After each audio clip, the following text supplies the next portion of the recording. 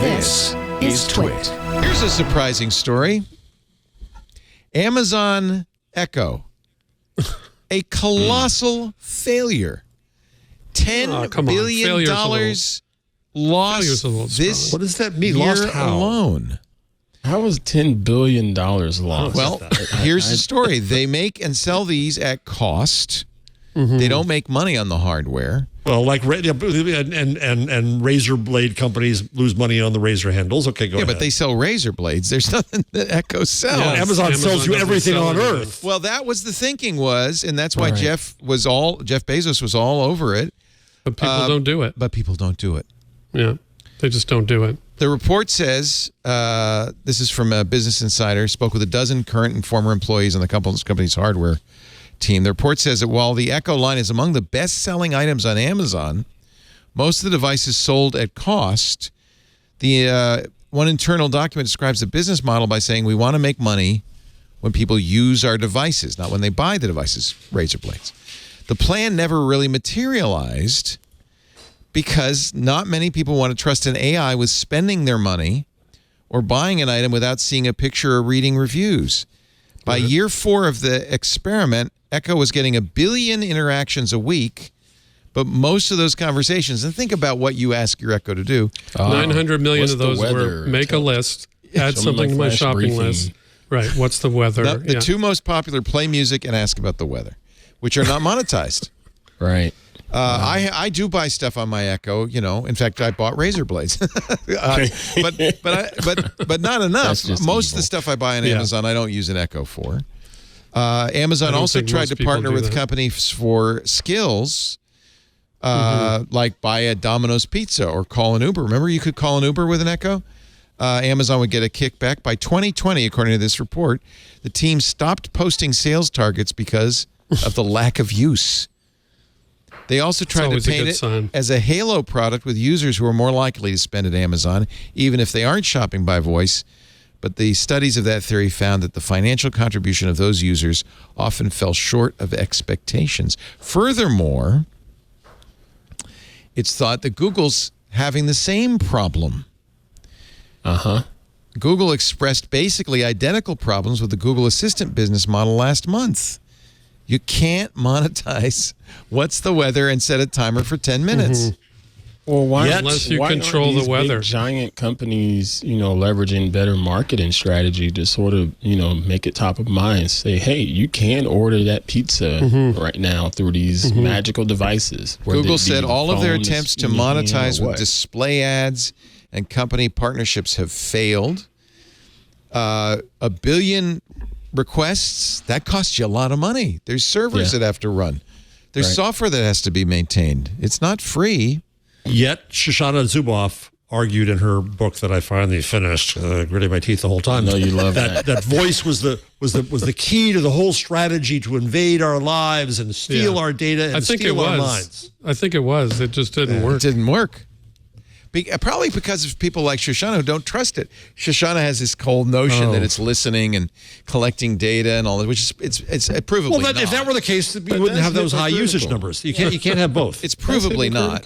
But I think phones. You don't have an assistant in your house, right, Ant?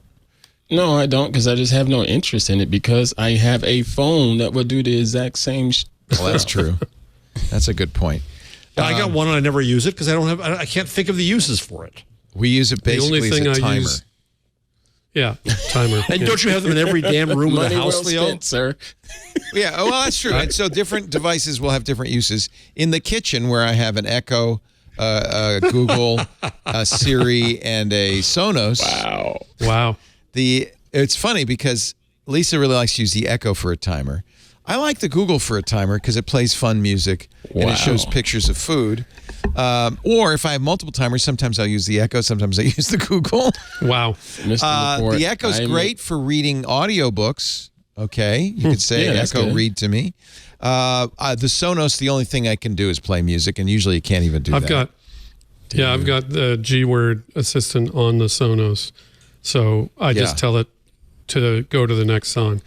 I use my phone for a timer. Making coffee every day, I tap this one screen to pull up the 30-second timer for my bloom and brew. I didn't need Amazon to do that. The only reason I ever talk to the Sonos, because it really is terrible, is the voice is Giancarlo Esposito, who is the guy who played Gus Fring on Breaking Bad, El Pollo Hermanos, so the chicken brother. So I like hearing from Gus once in a while, but mostly what he says is, I don't know what you're saying. Use the app. Wow. Horrible experience. The worst interview question in the world, by the way. But whenever I do interviews, there's always a few of the same questions. But one of them is, what's the best new technology? I hate superlative questions. What's the worst thing that ever happened to you on the air? What's the best thing that ever? Anyway, I know that. But can I tell you one anecdote about that? Yeah. I went to a demonstration, a presentation in Toronto by a couple of gentlemen from Hiroshima, and it was about the nuclear explosion. So they had a bunch of like blast radius maps and so on. Oh my God. And, they were talking about Hiroshima and Nagasaki. Yeah. Yeah, it was fantastic, like really in depth. And this poor radio reporter shows up late, and then he walks up to one of the gentlemen and he says, you can tell he has no idea what is going on, but he needs a clip. He needs a clip for the news. So he says, just how bad are nuclear weapons? He's waiting for, hey, Hiroshima survivor, what's the worst thing that happened to you? How bad are nuclear weapons?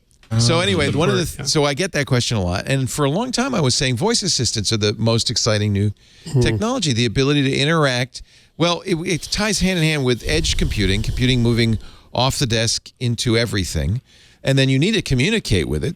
So voice seemed like the way to do it. I thought it was a transformative technology. Well, I have to tell you, given what we've just learned, it seems highly likely Amazon and Google may stop making these. Well, they still have the software. Anspoir, they still have the software. It's in your phone. For the phone. It's in my watch. And you still use it. And so they're not really, the only question is, do they choose to not market it? I think they'll have devices that do this, but they just may pull back the marketing and sell you something else. I just realized what that reporter should have gone up to ask him. He should have said, War, what is it good for? What is it good for?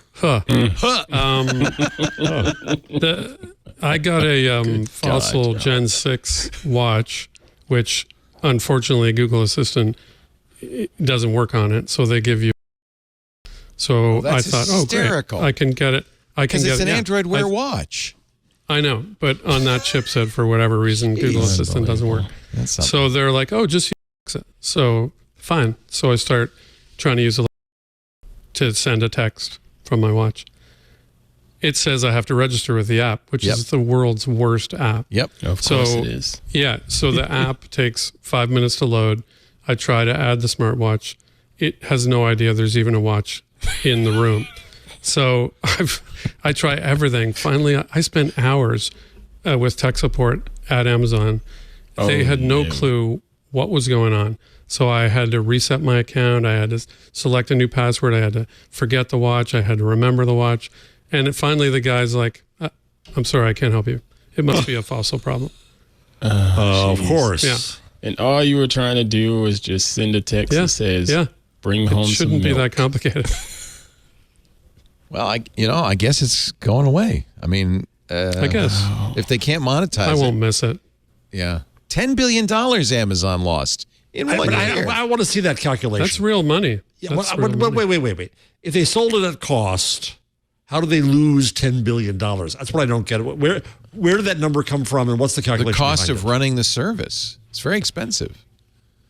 Well, Google's going to keep doing it because it's for your phones. Apple's going to keep doing it. They have to kind of, right? So maybe just Amazon. Yeah. Although, unfortunately, Amazon has now made a lot of deals with Fossil, among others. They're in cars. Like it's going very well. Amazon should make a phone, maybe. I hate to tell you, but it's over by the moon right now. It's on the Orion. Here's a beautiful picture, by the way, of the Orion capsule. Yeah, I'm going to tell you something very cool about this. That's the moon. And the Earth in the distance, Earthrise over the moon. That's the astronomy picture of the day today. It's, don't you remember they put Amazon's Echo into here so that the astronauts could talk to it? And they actually put an iPad in there. But I do have a story about this if you're interested. Here's some good news. Can they just say, start the lander, Alexa? Or yeah, that was the idea, is that astronauts would talk. It was, you know what? I'm sure Amazon gave them a ton of money for it. That's where the $10 billion went. That was the real reason. Well, now you can display a message. By the way, in order to use the Amazon Echo, they had also put an iPad up there so that there would be something to talk to the Echo, because as you know, there's nobody in the capsule. So they're using an iPad, and now you can display your message on the iPad and get a picture taken of it and download it. The iPad in space. So in order to do that, you have to go to the Callisto website, and you send a message. This is Callisto. This is an iPad in a box. So this will be Leo Laporte says I'm the only person who's not needed here. Is that the message you're going to send? Yeah, it would be funny, wouldn't it? Wouldn't that be hysterical? No, I think that because they vet every message, obviously.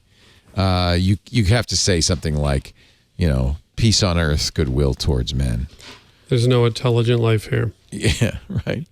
And it'll be shown on the screen with your name and your email address.